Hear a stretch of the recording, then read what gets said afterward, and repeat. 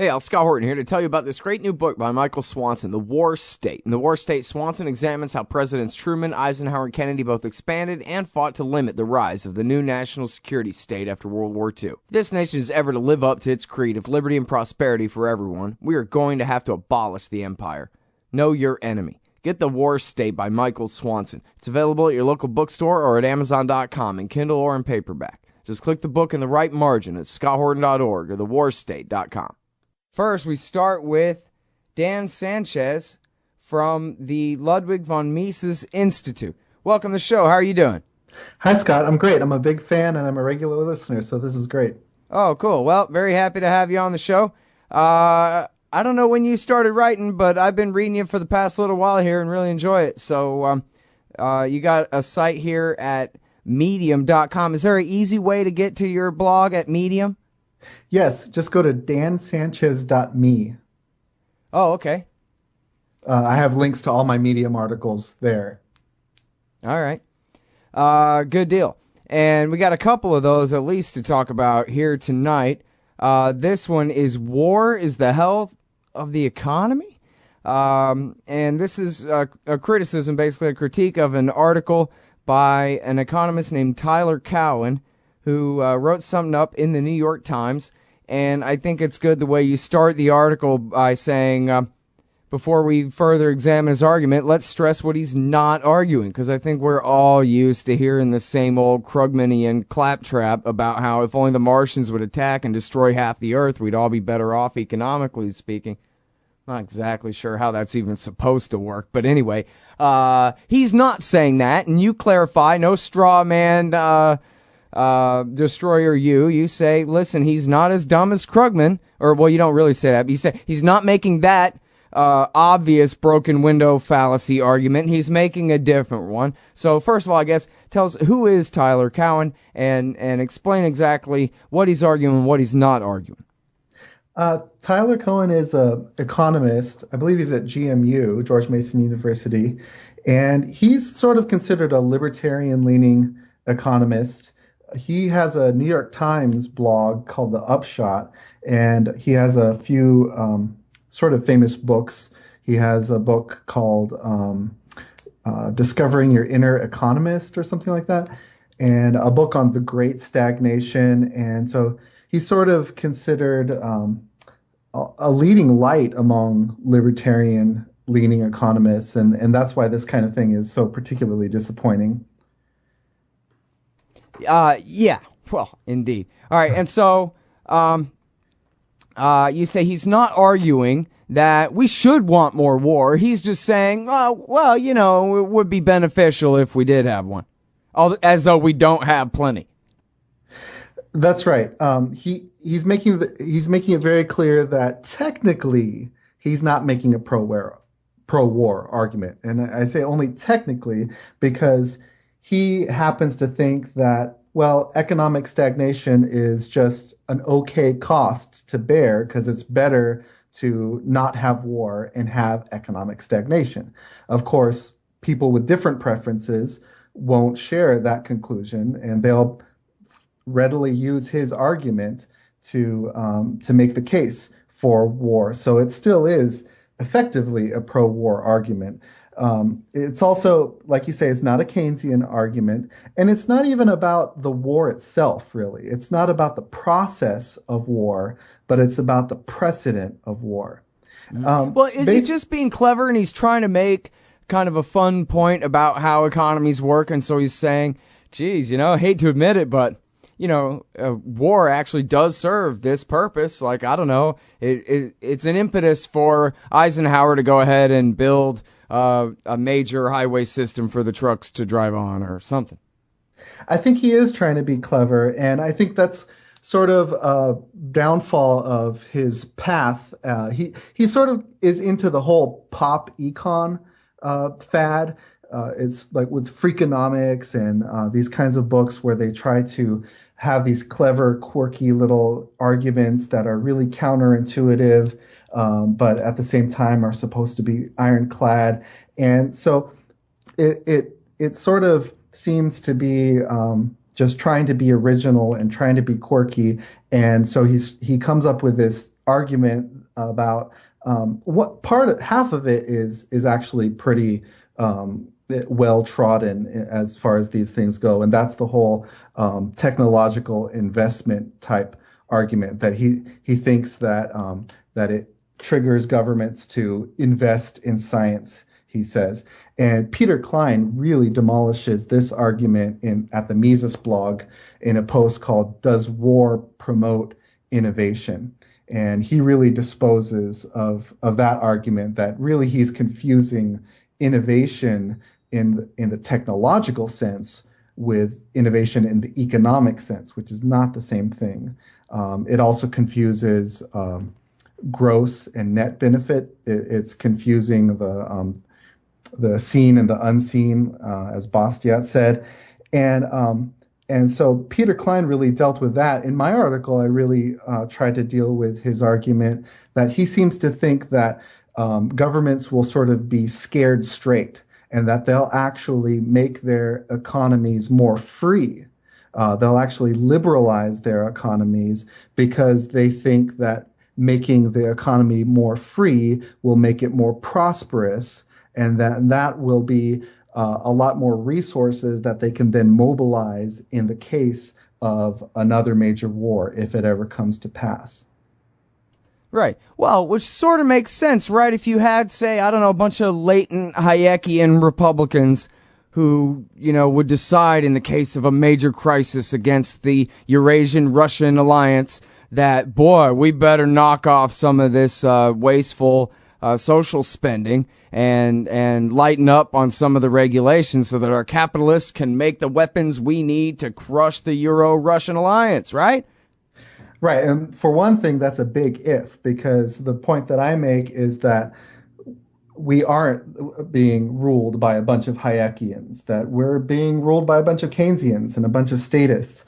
And so his argument presupposes the notion that the prevailing ideology will be such that people will get really serious about sound economic policy, and that they think that the way to have a prosperous, rich economy would be to really liberalize. But that's not the prevailing ideology. The prevailing ideology is that the way to a prosperous economy is through scientific management, through rationalization, through more regulation and coercion, and that's been the case ever since the progressive era, at least.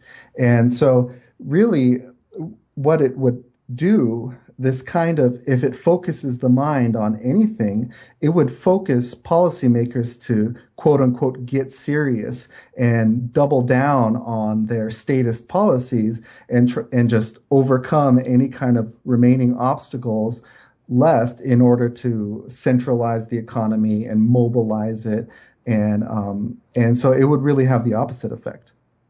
Right. Well, and I don't know, and you talk about this in here too. I believe that always World War II is cited as, it's funny. It's cited for every wrong thing. Like, wars cause giant population booms.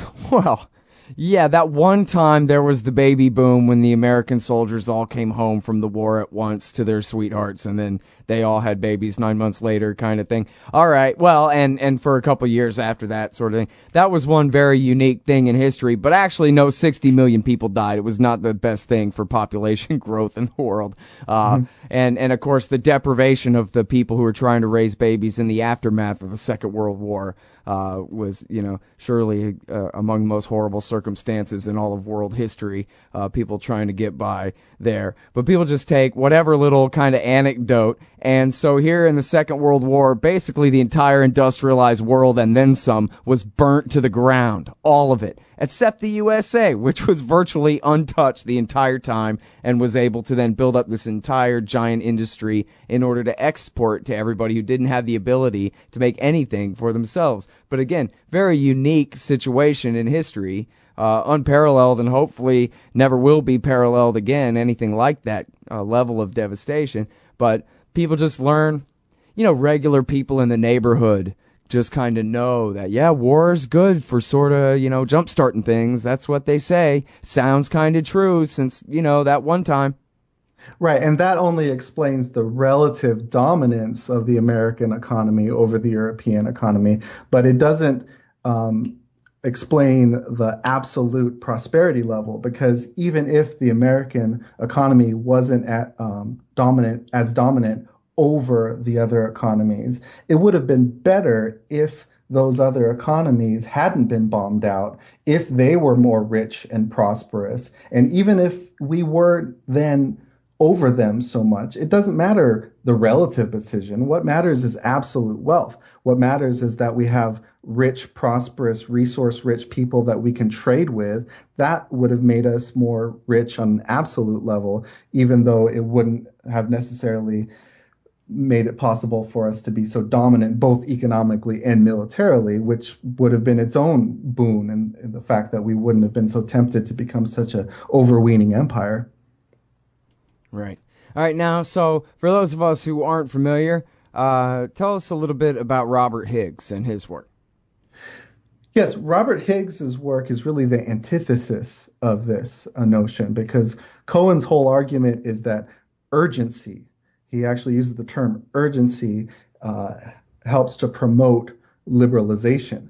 But Higgs's whole career is largely a great exposition of how urgency actually tends towards statism, because under national emergencies, the state is able to excuse vast increases in its power because, well, there's a national emergency. We've got to make exceptions. Desperate times call for desperate measures. We've got to rally around the flag. We've got to mobilize the society like an army to and let the state lead us to conquer this singular menace that has arisen. And that can be the case for wars, like we've been talking about, because that's the most ancient of national emergencies. Or it can be the case with depressions or any kind of emergency that the state can even manufacture, that these various wars that we declare on things, wars on drugs, wars on poverty, that's all in an attempt to get this bunker mentality in the society in order to get people to give up their liberties in order to fall in line to march toward this collective goal.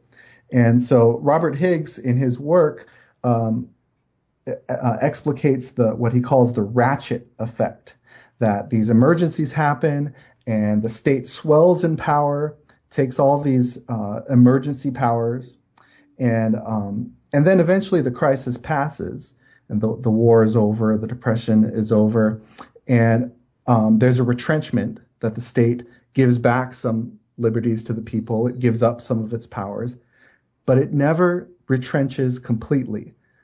It never goes all the way back down to the level before the crisis. And so that's why Higgs calls it a ratchet effect, that it takes 10 steps forward and then it only takes like 3 steps back or something like that. And so with every passing crisis, with every passing urgency, the state just keeps growing in power and the people keep losing liberties. And so really that it's the exact opposite effect of what Cowen predicts, because Cowen seems to think that the urgency of a crisis actually creates liberalization, but Higgs shows that throughout American history, ever since the progressive era, that the opposite has happened. Mm-hmm. All right, now, I don't know, man. I almost feel like I must be missing something, Dan, because this is so simple. I mean, wait, or at least, for a libertarian, if you were telling me, well, this is what Krugman gets wrong, well, then, yeah, that makes sense. Of course, he thinks that left to their own devices, everybody just squanders wealth everywhere, and it needs to be centrally directed by wise men who know best what to do with it. That kind of thing. That makes sense that that's what a Democrat thinks, but I want to give this guy some kind of extra benefit of the doubt that he must be making some kind of more subtle point that maybe you mentioned it and I missed it, or maybe you haven't gotten to it yet. It can't be just as simple as, well, if we're competing with the Soviets, it helps us make advances in jet technology, and as simple as simply, just ignoring what else that wealth could have gone to instead. Maybe even better jets for carrying civilians instead of explosives, or who knows what other kind of technology that might make jets obsolete, or who knows what. But, I mean, is it that simple of a mistake that he's making, really? Well, with regard to the technology aspect, it seems that it is. It seems like a really facile argument that he's sort of just glossing over the most basic economic objections that anyone who has read Frederick Bastiat would make to these sort of blithe claims about government investment in science being a boon. And so with that regard, it does seem that wrong-headed.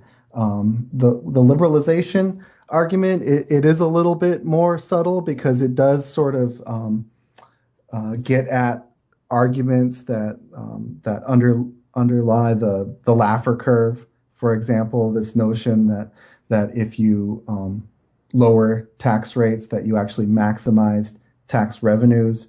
And Hans Hermann Hoppe talks about the paradox of imperialism, how states that are more liberal, that they end up with ruling over a more prosperous society, and so they have more wealth to tap in order to be more belligerent. And and so Tyler Cowen, is taking that kind of reasoning and saying like, oh, okay, well maybe the state can know that that's going to happen and want to liberalize in order to win a war, but it gives way too much credit. You know what it sounds like, Dan? It sounds like a clean break, a new strategy for securing the realm, which is cut down on all this socialist intervention in the economy so that we can afford to wage war throughout the Middle East. Yeah, and that may be the one example of this policy being written as a recommendation, in this case by a bunch of two cheers for capitalism types. Yeah, it's conceivable that certain elements can make these arguments and maybe even push in this kind of direction, but there are all sorts of countervailing forces, and Higgs shows how the overwhelming incentives and the overwhelming empirical evidence shows that the ratchet effect is real, and that it has the opposite effect, and also even if he was right in his incentive analysis, it's still only one incentive. It's only one factor.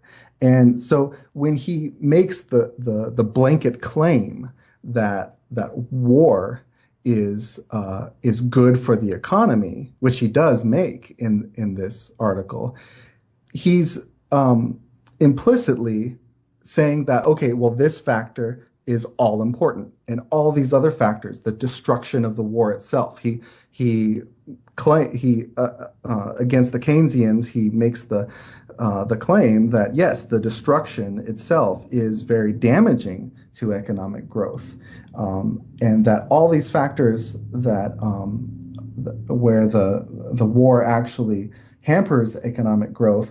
Well, he's just assuming that those factors are swamped by his alleged growth supporting factor.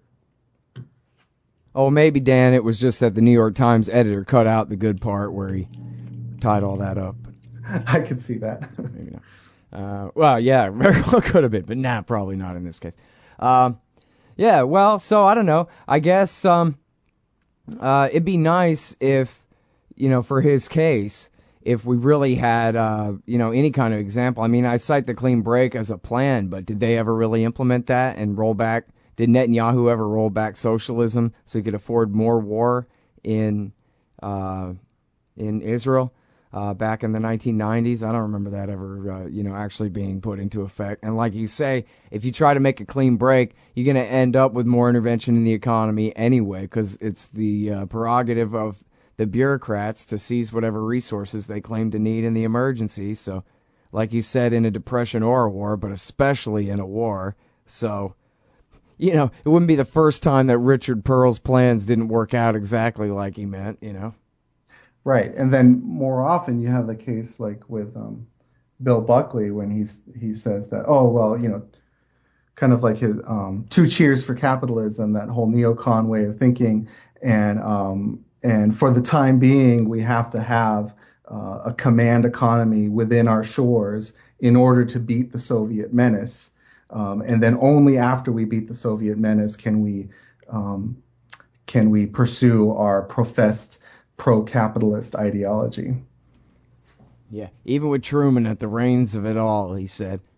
And then, of course, once the Soviet Union was gone, they just immediately started looking for further enemies. Like George Carlin said, couldn't wait for the Cold War to be over so we can go play with our toys in the sand. Right. Go waste some money that way, too. Hey, look at all the money we're making. Us dividend holders of, receivers of Lockheed stock, Right.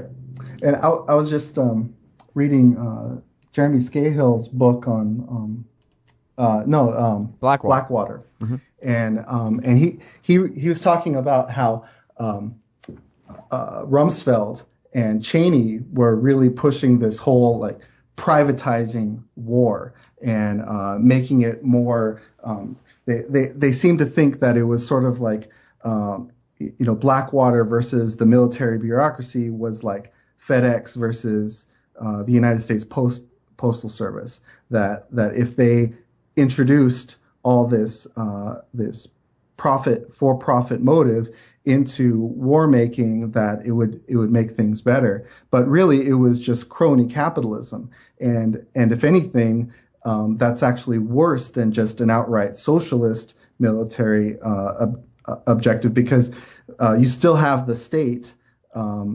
It's still not a consumer-driven enterprise. And so instead, you just have these for-profit, totally not overseen forces just wasting federal money, and there being no oversight to it. There's no bureaucratic regulation over it. It's not like they downsized the Marine Corps because we have Blackwater guards now. Right. Exactly. Yeah. And the Truman, you mentioned Truman. That's an interesting case too, because Murray Rothbard talks about how after the war he really didn't want to lift the rationing and the price controls. He wanted to continue it, but he just realized that he would have had to start nationalizing things because there was so much evasion going on. At one point he was considering, and maybe threatened, at least he was strongly considering sending the National Guard to seize the cows because the damn greedy farmers were hoarding the cows. Right. And it really gets at what Mises talks about when he talks about the cycle of interventionism, that really any intervention, if you pursue it to its logical conclusion, will lead to socialism, because he talks about the most benign example of just a price ceiling on milk. And he just steps through the economic reasoning showing that, well, if you're really going to make that price control effective, you're going to have to establish price controls on all these factors that lead up to the product of the milk canister. And in order to do that, you're going to have to basically socialize the entire economy. And so these interventions just necessitate further interventions if, one, you're going to pursue the intervention all the way to the bitter end, and two, if you're going to try to mitigate all the bad effects, all the bad side effects of that intervention.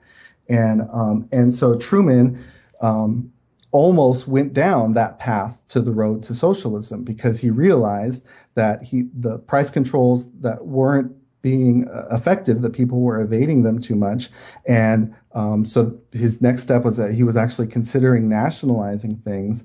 And so Rothbard makes the point that was a real near miss, that he almost took us all the way towards economic fascism. And it was just a matter of a whim that he didn't. Yeah. Or, maybe somebody finally bent his ear and said, look, little haberdasher, you can only go so far on this. I don't know. Now, talk to me about David Stockman a little bit, because I think his premise is that the endless wave of bubble after bubble, boom and bust, is all really connected to the paper money policy, of course, but which all goes back to the need to continue to finance imperial expansion. That's right. He makes a great point. A lot of libertarians are very well aware of the fact that the Federal Reserve made World War One possible, America's entry into World War One possible. But it went in the reverse direction as well, that the war made the Federal Reserve as we know it possible. Because he says that the Federal Reserve was originally intended, or allegedly intended, as a banker's bank. And anyway, in terms of its powers, it was largely limited to just being a banker's bank. But then it was the emergency measures of the war that gave it the power to buy and sell bonds that it didn't have before. And it was that power that really enabled it to do this macroeconomic monetary central planning, targeting interest rates, vastly inflating the money supply. So it was really the World War One that gave us the monster of the Federal Reserve as we know it. And you're right that this boom and the bust that also contributes to this whole cycle of crises and the ratchet effect, because the inflationary policy creates the business cycle, and that creates these depressions, and depressions also contribute towards war, because Mises makes the point that it's the unemployed people in depressions, that they are the people that demagogues like Hitler draw from for their imperialist campaigns and for their stormtroopers, for their domestic oppressions as well. Yeah, and of course, all the soldiers, by the time they come home from doing their 3 tours or 4 tours, the boom has busted, and they're like born in the USA or whatever, come home and the factory's closed. All that they thought they were fighting for seems to have been taken out from under them while they were gone, and nobody even cares, that kind of thing.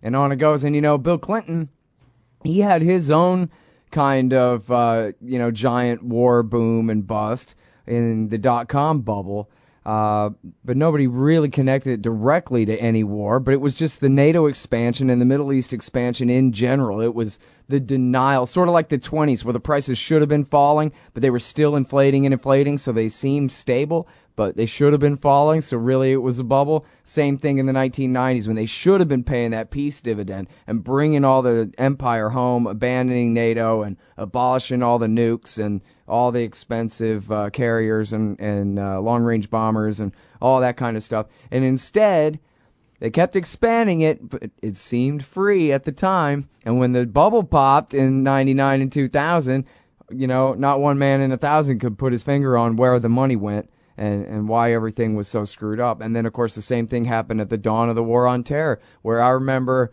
a week after September 11th, I remember General Motors running ads saying, like driving down the highway and saying, on into the future, we're offering 0.0% finance. And as a Greenspan just turned the dial to full blast, this one goes to 11, like on Spinal Tap, just to make it all, no matter what recession we were already in, no matter what hit we took, and the financial district of downtown New York and the major airlines were involved and all this kind of stuff, doesn't matter. We're just going to turn on the money machine, and you don't have to sacrifice, go to Disney World, because we're going to print the money. And the American people took them up on the offer too. Okay, fine. Go ahead and have extra wars, just as long as I don't have to pay for them. That's right. That's what's so insidious about money printing and inflationary financing, is that people think that these giant boondoggles are somehow being financed by just taxes that have already been garnered that have already been gathered, and they don't realize how much of it is new extractions of wealth taken from them. They don't realize that inflation is a tax itself, and that the economy, that the real wealth in the economy is control over actual resources, actual goods and services, and the fact that suddenly all these resources are being wheeled away from contributing towards creating food and handheld devices and other home amenities for the people here at home. The fact that they're being somehow wheeled over towards these death machines and just blowing holes in the lives of these people overseas, that is an actual transfer of wealth that's happening now, that's happening right then as the inflation is happening. It's not a transfer of wealth that had happened before and it was just some wealth that was just kind of like sitting around, and the government just started expending that. I mean, that's the degree to which people get upset. They think that, oh, the government is just squandering these resources, that it maybe should have given some of it back to us, or it should have been using it for other things, not realizing how through the inflation that these are new extractions. This is new theft of wealth from the people that's happening right then as the policy is being made. Right. Well, and I think I forgot who taught me this, but this apparently goes back to the original communists as well as our current day socialists and progressives, who look at the war and say, well, if you can wage war, if you can spend $5 trillion killing Iraqis, you can sure as hell pay for everybody to go to college. You can sure as hell buy houses for all the homeless people, or make sure that everybody's got enough food, or spend enough money on OSHA regulations to protect everybody at their job, or, look at this giant project of putting together these weapons and moving them overseas and using them against people. If we can do that, then we can surely do this. And so, and right. then there's a unending list of what this could be, whatever one can imagine, and it becomes justification for the state that may or may not take an interest in carrying out the kinds of policies that you would have it do. That's right. One of the quotes of Rothbard that I have in my article makes that exact point, that he said that from ever since World War I, it became the great model, he says, and inspiration for later generations of socialist planners. Quote, if we can do it for war, close quote, was the reasoning that people had. And that as soon as the Depression hit, they had that model to go off of. They had Baruch and the legacy of war communism and war of war planning. They thought that, well, if we were able to mobilize to conquer the great enemy of Germany overseas, then we can mobilize to conquer this baffling depression that we're facing now. Yep. And one thing though about all this, I guess, is that the counterfactual is really fun. If you look at the situation as it exists and you think, well, geez, what if we actually just had sound money and peace? And, instead of all this giant deformation and boom and bust all the time and people being thrown from, they thought, prosperity for a little while, right into desperation and all the dislocation that comes with that. What if we just had, slow and steady growth all the time, with new capital investments and technology improvements and new skills and inventive ways of doing things, and then we all just sort of slowly got richer without all the boom and the bust and the war, the real boom and the real bust, the destruction of the foreign countries our government's constantly serial killing, Seems like, man, we'd all be really rich and free. It'd be great. Right. That's why I think it made so much sense that Ron Paul focused so much on the two issues of war and central banking, because, like you say, just lifting those burdens off of society would make so much difference that it would just be a totally different world if we didn't have this horrible empire, this horrible incubus on us, and this complete sort of meddling with half the economy, because the half of every exchange is money.